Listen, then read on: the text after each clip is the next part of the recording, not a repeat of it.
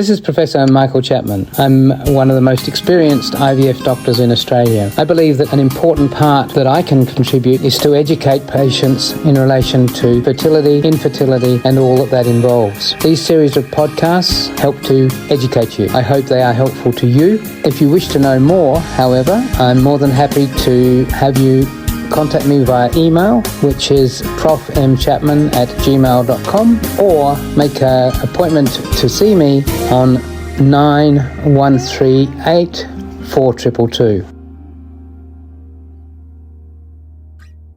Prof, can you talk about what role mitochondrial health and energy metabolism plays in egg competence, and can anything in clinical practice meaningfully influence that? Yeah, if we think about an egg, it goes through a series of very, very complicated transitions from its initial development as a tiny little primordial follicle through the antral follicle stage through to ultimately becoming a mature egg. To drive those processes, the egg needs energy. And it derives that energy from mitochondria. They're like little batteries inside the egg.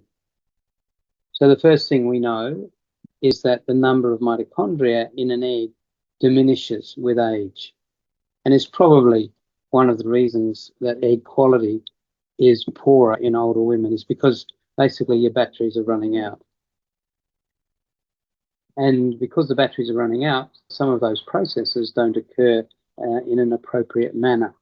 The classic example of that is the final stage of egg development is when it goes from a 46 chromosome egg of cell to a 23 chromosome cell. And when there is a decrease in the energy to make that separation of the two pairs of chromosomes, then mistakes are made. One extra chromosome is left behind, so that when that egg meets up with a male sperm with its 23 chromosomes, you end up with 47 chromosomes rather than 46 when they come together, and that then produces an embryo that's not going to be viable, or if it is, it's going to produce an abnormal baby. Down syndrome is the classical example of that. So mitochondria producing the energy to make eggs good quality is vital. Research in the last decade has struggled to find medications that might improve egg quality by improving mitochondrial energy sources. There's even been attempts to transfer mitochondria from a young person's egg into an old person's egg to produce a pregnancy. There have been case reports of that occurring, but what you're doing is mixing genetic material. So generally it's not something that we take on board in Australia for that purpose of trying to improve egg quality. The things that stimulate energy production is enzyme NADH, and various formulations are being sold around, mostly online, alleging that by taking these tablets that contain NADH, that miraculously your eggs will start to get better. Randomized controlled trials show no benefit. Vitamins have been talked about. CoQ10 is one example. Standard vitamin in old rats in Canada, studied in Canada, one of my friends did. Old rats, if you give them high doses of CoQ10, they produce more eggs and more normal eggs than they would normally do if they were just compared with old rats. So, works in rats. They then did the randomized controlled human study and found no benefit whatsoever. Disappointed. But we give CoQ10 on the off chance that maybe for certain people it's okay. It certainly does no harm, makes pharmacists rich, but that's about all it does. Then the other compound is DHEA, and that's had a fair bit of publicity over the years on the concept that androgens are important in the ovary. And we certainly do know that androgen production in the ovary declines with age. It may seem strange that women have male hormones in their ovaries, but they do at lower levels than obviously in men, but they are there, and as they decline, so does their quality.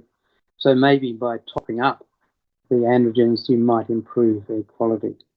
Evidence, randomized studies, small ones may be working, bigger studies, no benefit whatsoever. And so it goes.